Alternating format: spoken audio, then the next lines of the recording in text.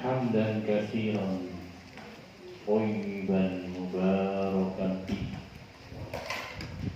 كما يحب ربنا ويرضى. أشهد أن لا إله إلا الله وحده لا شريك له وأشهد أن محمدا عبده ورسوله صلى الله عليه وعلى آله وأصحابه ومن تبعهم بإحسان إلى يوم الدين وبعد. Asani yang kedua dari 4 macam mahabbah dalam penjelasan Al-Allamah Ibnu Qayyim rahimahullahu ta'ala. Ya, yang pertama sudah kita bahas, mahabbatullah, mencintai Allah Subhanahu wa ta'ala. Dan ini tidak cukup karena orang-orang musyrik juga mencintai Allah. Sudah kita jelaskan tadi secara fitrah manusia, tabiat mereka akan mencintai orang-orang yang berbuat baik kepadanya. Kalau manusia saja yang berbuat baik kepada kita, kita cintai, yang kebaikannya tentunya nggak bisa dibanding dengan kebaikan Allah. Ya, bagaimana lagi kok ada seorang itu nggak cinta kepada Allah? Ini fitrahnya sudah rusak berarti. Ya, kalau sehatnya sudah ada sesuatu di situ. Ya, kalau fitrahnya masih lurus, ya, akalnya masih sehat, pastilah orang itu akan mencintai Allah. Ya, makanya tidak cukup sekedar kecintaan kepada Allah. Makanya ada ulama kita mengatakan, laisa sa'nu an tuhibba walakinna sa'na an tuhabba. Bukan perkaranya bagaimana kamu mencintai Allah. Kalau itu jelaslah, harus mesti. Ya, apa saja yang ada pada kita, dari apapun kejadian dan peristiwa, itu mesti mengajak untuk mencintai Allah. Ya, kalau benar-benar kita memahami bagaimana kesempurnaan Allah dalam seluruh sisi-sisinya, dan kita kenali diri kita ini makhluknya Allah dan seterusnya, pastilah kita akan mencintai Allah. Sudah perkara yang pasti. Makanya bukan perkaranya bagaimana kamu mencintai Allah, tapi yang jadi perkaranya adalah antuhabba, bagaimana kamu itu dicintai oleh Allah. Gimana ya Allah cinta sama saya? Itu yang jadi perkaranya. Itu yang harus kita kerjakan, kita raih, kita usahakan. Asalnya yang kedua, mahabbatu ma yuhibbullah, mencintai apa saja yang dicintai Allah. Nah, ini yang nomor 2. Ya, wa hadhihi hiya allati tudkhiluhu fil Islam. Inilah dia, ya, kecintaan yang akan memasukkan seorang ke dalam Islam. Wa tukhrijuhu minal kufri, dan akan mengeluarkan dia dari kekufuran. Kita semua paham, Allah mencintai keislaman, Allah membenci kekufuran. Kalau emang kita cinta kepada Allah, lengkapi dengan hal ini. Karena kalau hanya cinta kepada Allah, ya, tidak cukup. Cintai yang Allah cintai, ya, benci yang Allah benci. Inilah dia kecintaan. Sekali lagi, wa hadhihi allati tudkhiluhu fil Islam, kecintaan yang akan memasukkan seorang ke dalam Islam.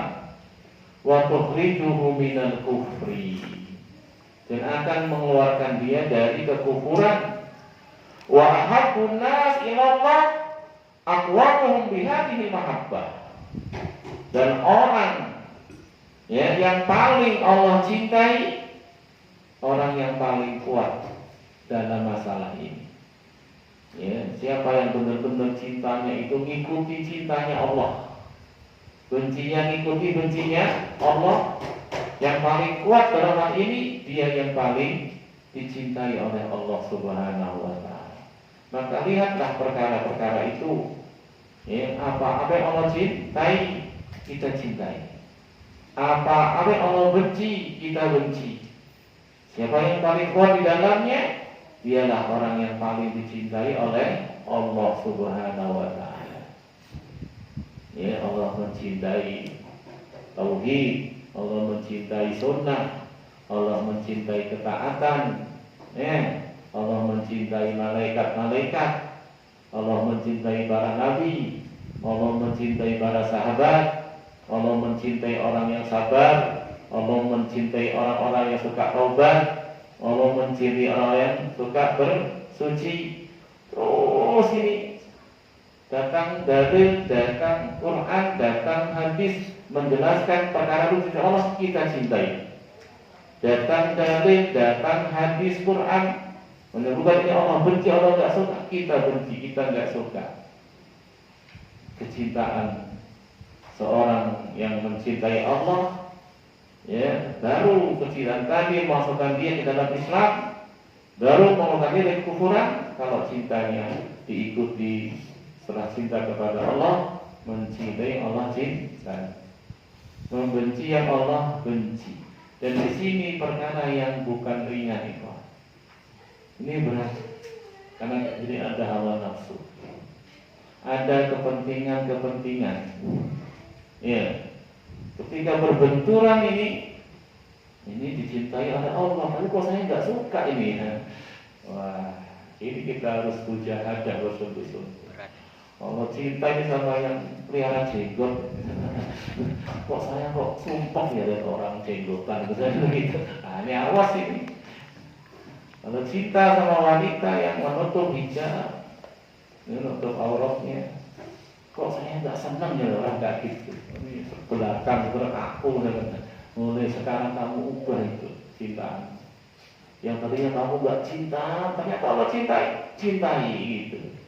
Yang tadinya kamu benci, ternyata Allah mencintai kamu cintai, berubah langsung. Dan ini perkara yang berat.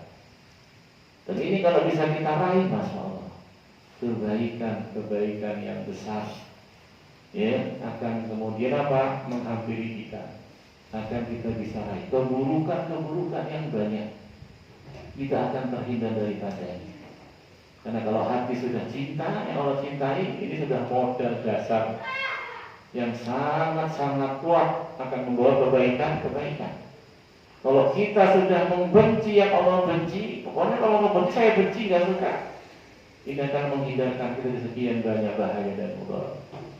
Jadi kalau cinta kita sudah nggak mengikuti cintanya Allah dan bencinya Allah, nah disinilah kita akan terjatuh dalam sekian banyak kerusakan. Akan hilang dari kita sekian banyak fadilah dan keutamaan. Luput. Itu semua bermula dari sini. Makanya kalau kita bisa ini, ya, berusaha bersungguh-sungguh mengatur bagaimana kecintaan kita, mengikuti cintanya Allah, bencinya Allah, kita akan meraih di sini, ya, kedekatan kepada Allah Subhanahu wa Ta'ala. Kemudian yang ketiga, as-salisu al-hubbu lillah wa fihi. Al-hubbu lillah wa fihi. Ya, mencintainya karena Allah. Mencintainya karena Allah. Ada orang itu mencintai yang Allah cintai, tapi ada udang di balik bakso ternyata. Bukan karena Allah dia cintai. Allah cocok saya itu. Apa itu tarekat poligami, cocok saja. Dia cinta dengan saya itu bukan karena Allah, karena bahkan hawa nafsunya. Ya, harusnya kan kita apa? Mencintai semua yang Allah perintahkan, kan? Iya. Nah, setelah itu yang menjadi penyebabnya, yang mendorong kita mencintainya itu harus karena Allah. bukan apa kebetulan bercocokan dengan keinginan kita. Ya, nanti kita bisa tunduk, patuh, masuk Islam dengan sempurna. Kalau itu karena Allah. Jadi kalau mencintai Allah cintai, tapi bukan karena Allah, membenci Allah benci bukan karena Allah, ini bahaya. Ini masih ada bagian hawa nafsu di dalamnya. Ya, nanti dia masuk Islamnya itu kayak wisata kuliner. Yang cocok ambil, yang nggak cocok nggak diambil. Oh ini daging ambil, ini cuman apa gitu nggak diambil. Soalnya dia akhirnya. Ya, antum loh taklim itu karena Allah. Bukan karena ustadznya pintar ngomong apa cocok saya sama ustadz ini. Karena ada kadang ustadz kan macam-macam ya. Ada yang pintar memang retorikanya, matematikanya. Ada yang lurus saja lempeng aja.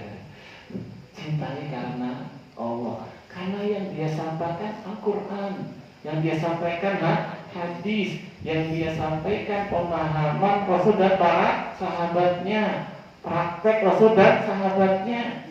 Kok dia jelasannya nggak enak, soalnya lempeng-lempeng aja, senang hadir, ya begitu. Karena tidak semua yang berilmu itu kadang bisa menyampaikan ilmu dengan baik. Ya, kadang itu fadilah ya, keutamaan yang Allah berikan kepada si Allah kehendaki. Tapi kita cintainya karena Allah. Cintai orang miskin karena Allah. Karena Allah, bukan. Ya ini jelas karena Allah ya jadi orang miskin. Mau dari apa orang miskin? Cintai orang kaya. Ada apa yang cintai orang kaya ini? Jangan.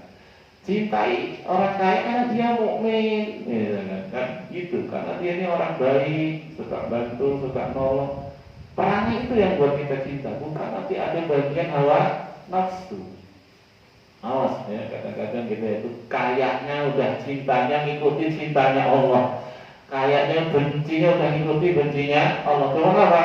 Sebabnya bukan karena Allah. Ini ya, ini perkara yang berat, bukan perkara yang ringan. Dan siapa saja yang ngaku-ngaku cinta kepada Allah akan diuji. Makanya di situ di artikelnya yang kita sudah sampaikan, ya, di situ disebutkan ayat yang kedua dalam masalah mahabbah, ya, dibawakan surat Ali Imran ayat 31. Apa itu? Qul in kuntum tuhibbunallah fattabi'uni yuhibbukumullahu wa yaghfir lakum dzunubakum. Katakan wahai Nabi Allah kepada ini, ya, dikisahkan ada suatu kaum, mereka ngaku-ngaku cinta kepada Allah. Ada suatu kaum mereka ngaku-ngaku cinta kepada Allah. Maka turunlah ayat ini. Ayat ini namanya ayatul mihnah. Disebutkan oleh para ulama ini ayat Ali Imran 31 ayatul mihnah, ayat ujian, ayat pembuktian. Siapa tadi?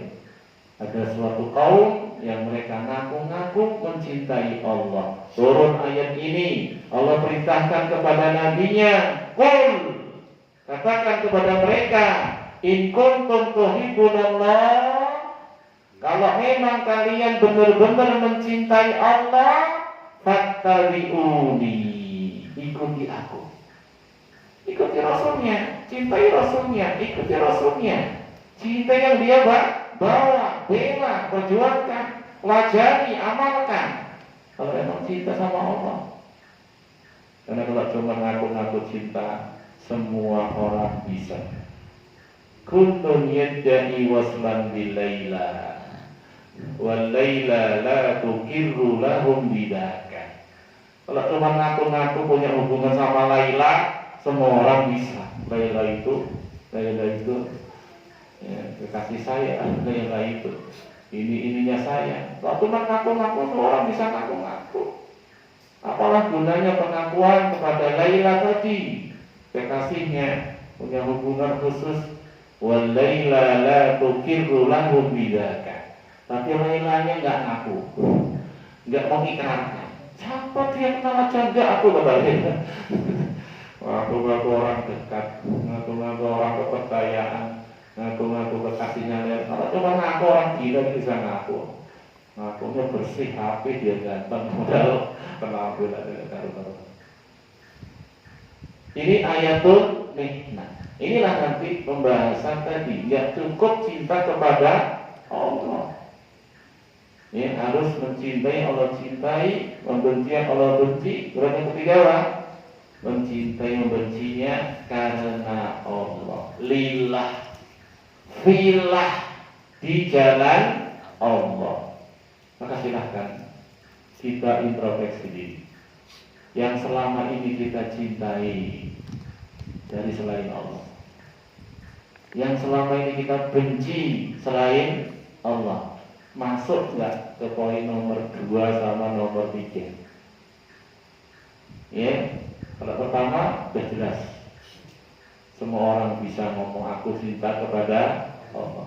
Tapi yang kedua dan yang ketiga, disinilah ujian. Bagaimana kita benar-benar membuktikan, ya, bukan hanya mencintai Allah, tapi kita cinta yang Allah cintai, kita benci yang Allah benci, dan kita cinta bencinya karena Allah. Ikuti Rasulullah Sallallahu Alaihi Wasallam.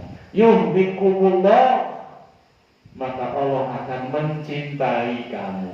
Lihat ini, bukan perkaranya kamu ngaku-ngaku cinta Allah, ya, tapi perkaranya bagaimana kamu dicintai oleh Allah. Waktu mengaku cinta kepada Allah tapi tidak mengikuti Rasul, tidak ada gunanya. Itu yang namanya tadi, perkaranya hanya mencintai Allah. Tapi bukan itu perkaranya. Perkaranya bagaimana kamu dicintai Allah. Apa itu? Ikuti Rasulullah. Yuhibbukumullah. Bahkan Allah tambahkan fadilah dan keutamaan bagi orang yang mencintai Allah dan dibuktikan dengan ikuti Rasulullah. Bukan hanya Allah mencintainya, padahal cinta kita kepada Allah dengan Allah cinta kepada kita lebih agung yang mana? Lebih agung cinta Allah kepada kita. Coba, Masya Allah. Kalau kita mencintai Allah, ya, Allah mencintai kita, lebih besar balasan dari Allah. Tapi tidak cuma itu, Allah menambahkan wa yaghfir lakum dzunubakum. Maka Allah pun akan mengampuni dosa-dosa dan kesalahan kalian. Dengan apa? Bukan hanya pengakuan kita kepada Allah, tapi dengan pembuktian tadi. Nomor 2 dan nomor 3 dari macam kecintaan. Yang nomor 4 apa? Yang nomor 4 al-mahabbatu ma'allah. Ya, al-mahabbatu ma'allah, mencintai, ya, sesuatu selain Allah bersama cintanya kepada Allah. Mahabbatul syirkiyah. Yang nomor 4, mahabbah syirkiyah. Mahabbah yang syirik, ya. Wa kullu man ahabba shay'an ma'allah la lillah wa la min ajlihi wa la fihi faqad ittakhadahu niddan min dunillah wa hadhihi hiya mahabbatul musyrikin. Terus kita katakan, silahkan kamu cek yang kamu cintai apakah dicintai Allah, yang kamu benci apakah dibenci oleh Allah. Apakah kamu mencintai dan membenci karena Allah? Karena kalau tidak seperti ini, itulah dia cintanya orang musyrik. Itulah dia cintanya orang musyrik. Ya, dia mencintai yang Allah benci. Dia membenci yang Allah cintai. Dia mencintainya, membencinya bukan karena Allah. Jadi enggak nomor 2, enggak nomor 3. Itu yang nomor 4. Paham ya? Nggak masuk nomor 2, nggak masuk nomor 3. Itulah dia macam yang keempat. Dan itulah dia cintanya orang-orang musyrik. Makanya cintanya dia kepada Allah tidak bermanfaat. Ya, tapi cinta kepada Allah yang pertama disertai yang kedua dan yang ketiga, itu dia baru kecintaan akan memberikan manfaat besar bagi pemiliknya, dunia lebih-lebih akhirat. Kemudian syarat yang keenam al-inqiyad. Syarat yang keenam al-inqiyad, tunduk patuh.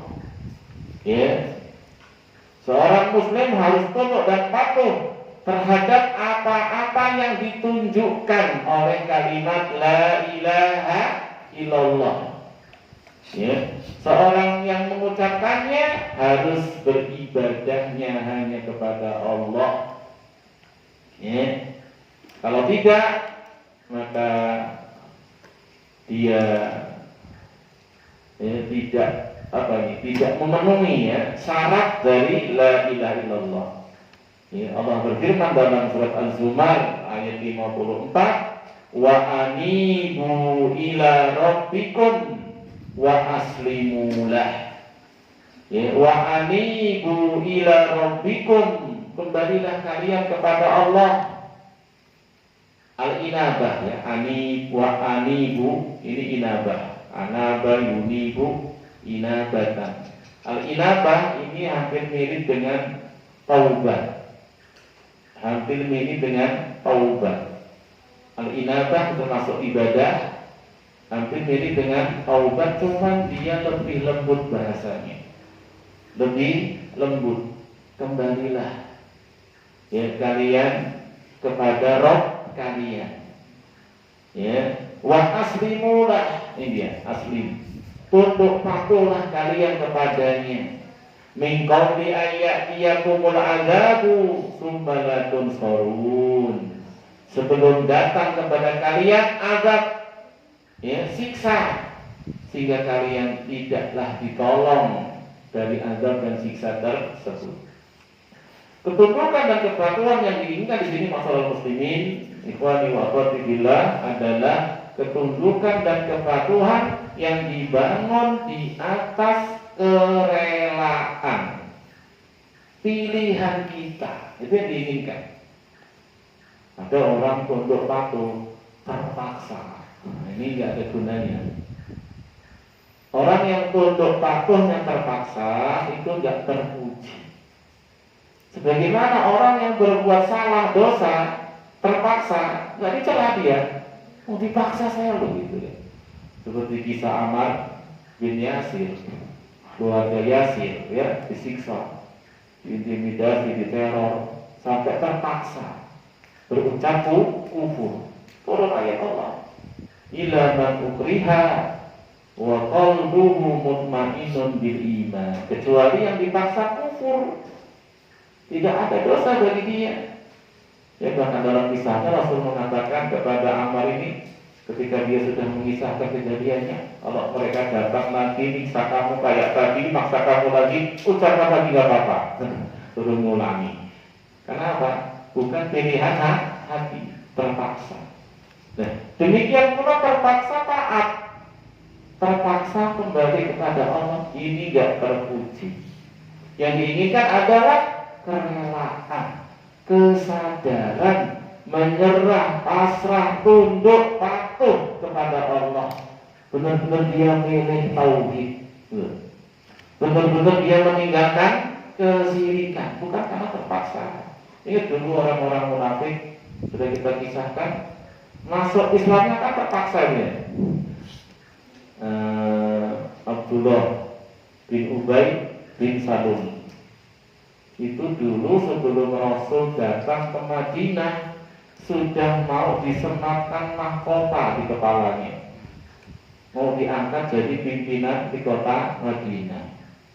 Gak jadi, coba bayangin. Gara-gara apa? Muhajirin pada hijrah ke Madinah, Rasul hijrah ke Madinah, masyarakat Madinah mayoritasnya masuk Islam, baiat syahadat kepada Rasulullah. Rasul yang kemudian menjadi orang nomor satu ya situ. Dia nggak jadi jawab bayangin gimana. Cuma dia mau melawan, nggak punya kekuatan. Sedikit teman-temannya itu. Akhirnya apa? Ya tadi pura-pura masuk Islam, syahadat, terpaksa. Hatinya dongkol, hatinya benci, hatinya nggak suka. Kalau terang-terangan, waduh, kacau nanti ini. Melawan arus gitu. Di zaman dulu, munafik zaman dulu menyembunyikan kekufuran, nampakkan Islam. Ya, jadi ikhwani rahimani wa rahimakumullah, untuk patuh melaksanakan tauhid, meninggalkan syirik itu dengan kesadaran pilihannya. Kalau ini ketika keadaannya antum dimanapun, kapanpun ya seperti itu. Tapi kalau bukan kesadaran sendiri, nah ini repot. Ya, karena dekat bapaknya, dekat mertuanya atau para penguasanya, ini bukan perkara yang dipuji. Ya. Sebagaimana kesabaran, ada kesabaran itu terpaksa ya. Dan gimana nanti gak ada pilihan, sabar. Ada sabar itu diusahakan. Ya, sabarnya besok sabar yang mana ini? Digoda perempuan. Ini sabar tingkat tinggi, bukan terpaksa, ini diusahakan. Kalau enggak ya terjerumus dalam dosa dia. Ini beda. Atau ditakdirkan sakit, nggak punya pilihan, ya harus sabar. Nggak sabar juga sakit kok. Udah pilihannya, udah apa? Kehendak Allah. Ditakdirkan miskin, sabar, sabarnya terpaksa. Ini nggak dipuji, sabarnya terpaksa, nggak ada pilihan lagi. Dapat cari-cari, dapatnya yang jelek itu sabar lah saya, sabarnya terpaksa. Lah, sukarela. Sabar yang diusahakan itu nilainya lebih tinggi daripada sabar yang terpaksa tadi, ada pilihan. Ya, tapi sendiri sabarnya tingkat tinggi ini sabarnya. Ya, dia harus kerja, harus usaha itu. Ya, menjauhi wanita tersebut, jauhi zina. Ya, begitu. Baik. Sekali lagi, wa anibu ila rabbikum wa aslimu. Di sini kembalilah kepada Rabbmu, tunduk patuhlah, berserah dirilah. Yang diinginkan apa? Tunduk patuh, berserah diri, yang itu dengan suka rela, dengan kesadaran. Itu yang terpuji. Ya. Dalam surat Luqman ayat 22 Allah mengatakan, wa may yuslim wajhahu ilallah, siapa saja yang telah berserah diri kepada Allah, wa huwa muhsin, dan dia berbuat kebaikan, faqad istamsaka bil urwatil wusqa, maka sungguh dia telah berpegang teguh dengan buhul tali yang sangat kuat. Yang dimaksudkan adalah la ilaha illallah. Ini juga jadikan dalil oleh para ulama tentang syarat al-inqiyad. Ya.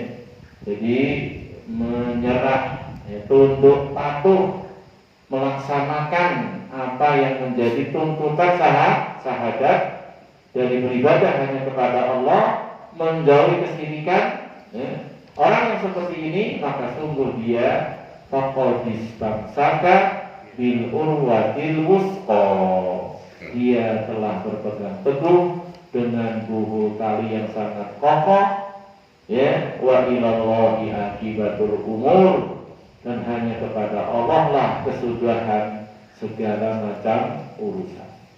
Kemudian yang terakhir kita selesaikan al-qabul.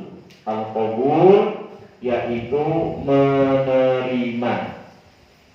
Ya, al-qabul menerima.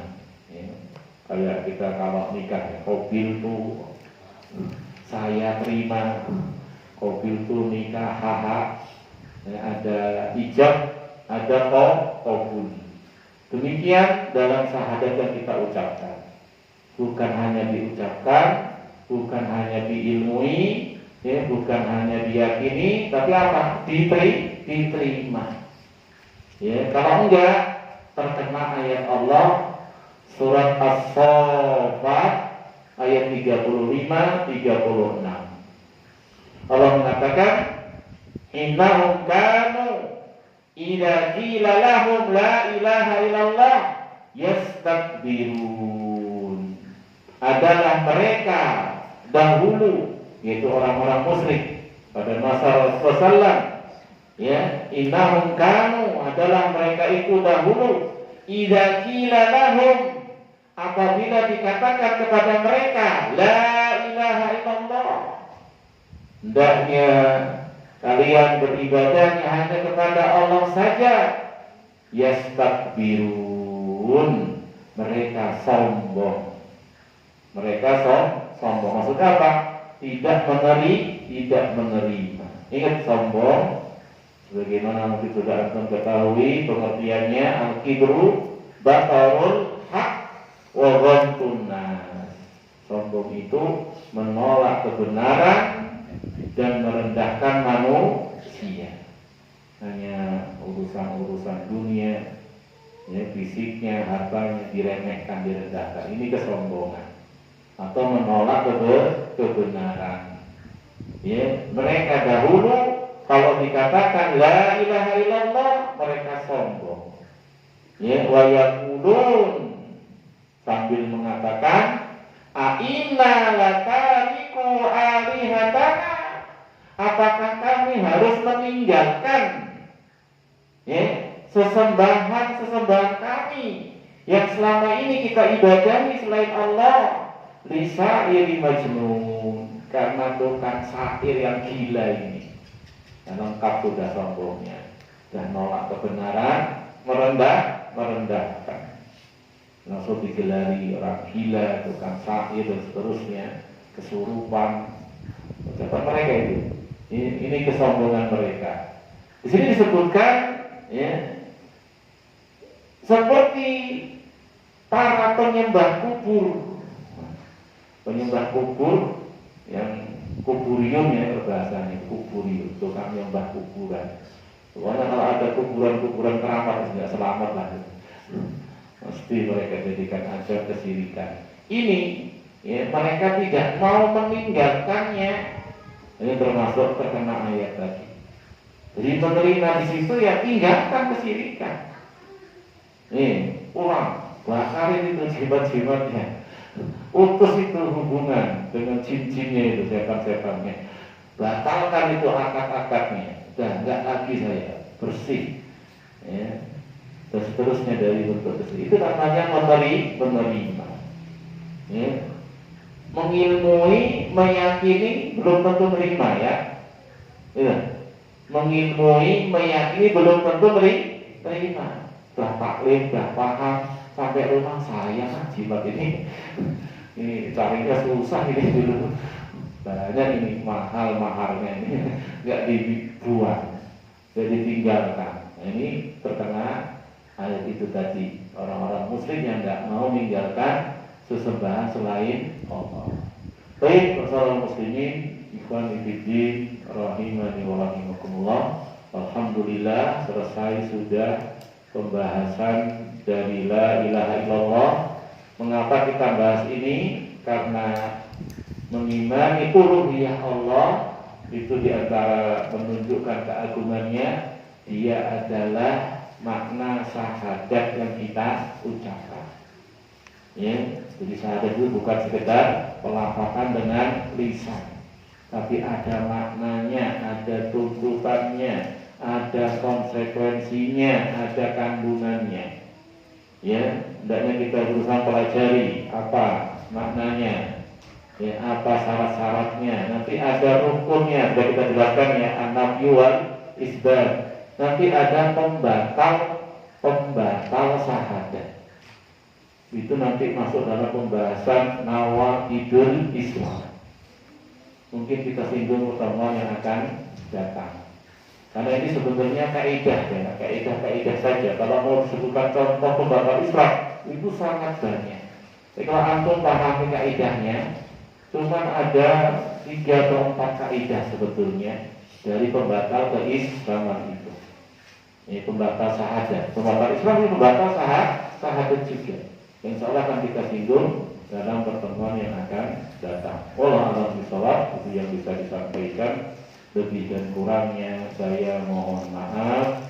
Subhanakallahumma wa bihamdika asyhadu an la ilaha illa anta astaghfiruka wa atubu ilaik. Wa akhiru da'wana alhamdulillahi rabbil alamin. Wassalamualaikum warahmatullahi wabarakatuh. Waalaikumsalam.